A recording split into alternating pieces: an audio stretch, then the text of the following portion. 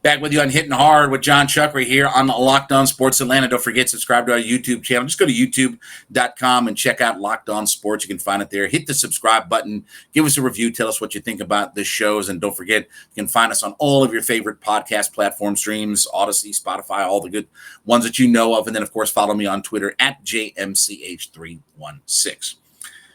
Clayton Kershaw is, without question, one of the best pitchers of our generation. In fact, there's not much doubt that he's going to be a first ballot Hall of Famer, right? I don't think anybody has any questions about that. Listen to some of these numbers.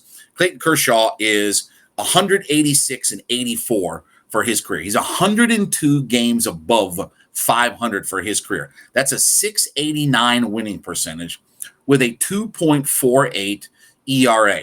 2,683 strikeouts in 2,461 and two-third regular innings. Now, why do I bring all of this up?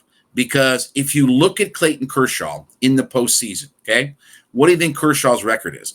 For his career in the postseason, he's 13 and 12, a 520 winning percentage. So he's 102 games over 500 in the regular season. He's one game over 500 in the playoffs with a 4.19 ERA. 4.19 ERA.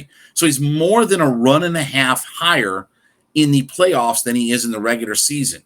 And people for years have asked about, well, why is that? What is that? Let's look at yesterday. Yesterday, Clayton Kershaw, back at it, first start against the Minnesota Twins, goes out there and he throws 7 perfect innings of baseball.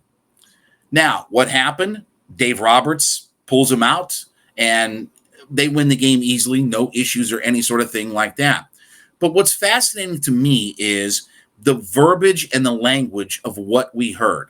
Okay, so take for instance, this is what was said, that Dave Roberts consulted with Kershaw after the 6th inning, and his 3-time Cy Young Award winner told him that his preference was to go just one more inning and an 85 pitch limit. Now, Kershaw ended up going 7 innings and 80 pitches. So he got with his manager to only pitch one more inning, and he was going to only pitch to 85 pitches, and he ended up pitching in 80.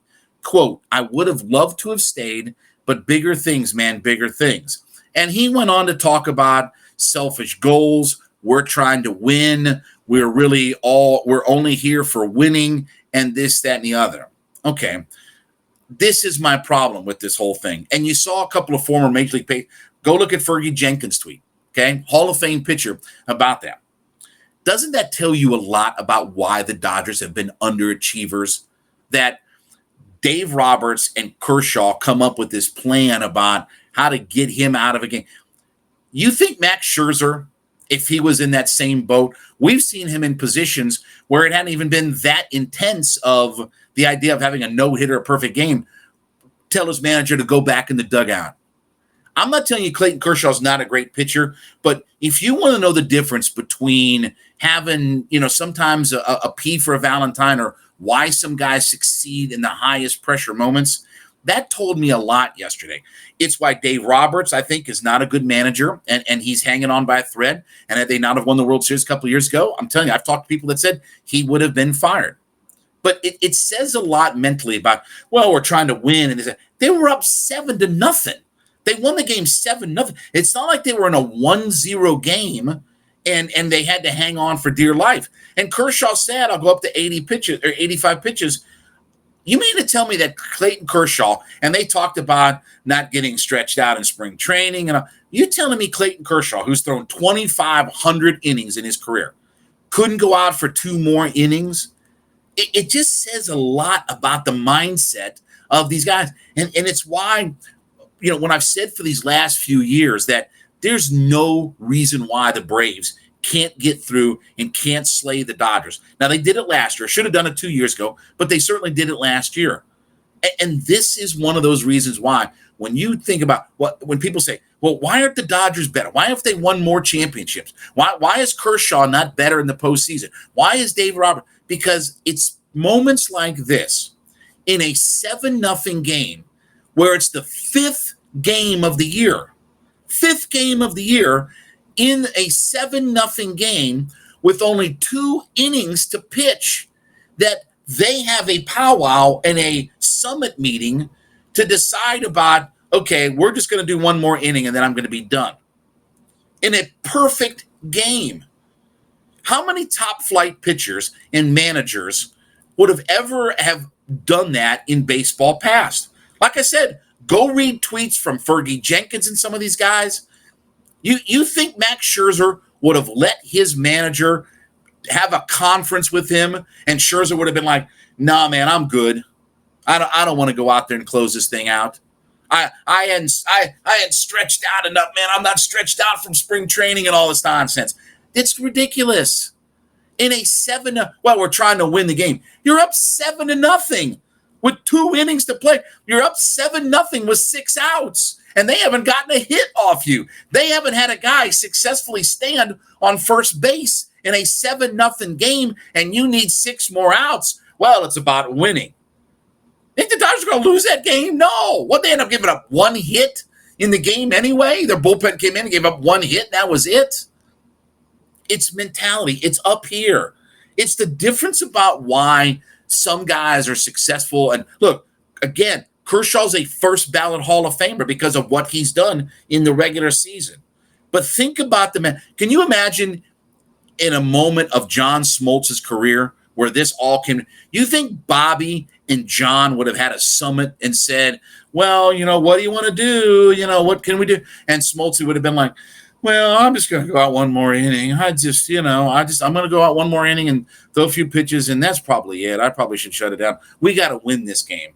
They're up 7-0. It's a mindset. It's a mentality. It's, and I hate this term, but it's being that bulldog, right? That's the difference out there. That's the difference between a guy who's 102 games over 500 in the regular season and who is 1 game over 500 in the playoffs, and a guy who is a run and a half higher in the postseason than he is in the regular season. That up there has nothing to do with his ability, has nothing to do with his left arm and how good he is in this, that, and the other. And how concerned is Kershaw?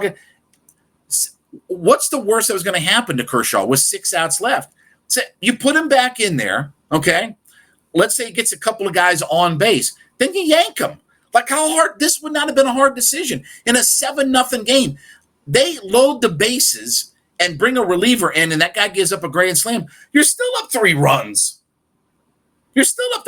There was nothing about this that was a high-pressure situation to get yourself in to where it's like, man, we got to do what's best for the team, and we're in game 160 trying to win the division, and Kershaw's pitched 200 innings, and it's a 1-0 game. It's game 5 in a long season of 7-0 baseball, and they're only in game 5 of the year. That whole thing was ridiculous, and the more I read, the more it told me, you know what? Now I know why the Dodgers don't win in the postseason. Now I know why they are not clutch. I know why their mentality is they turn up small when it becomes postseason time. And let me tell you, it's more reason why the Atlanta Braves should make a big, long run to be the best team in the National League. We'll see how it plays out, but boy, that told me a lot yesterday.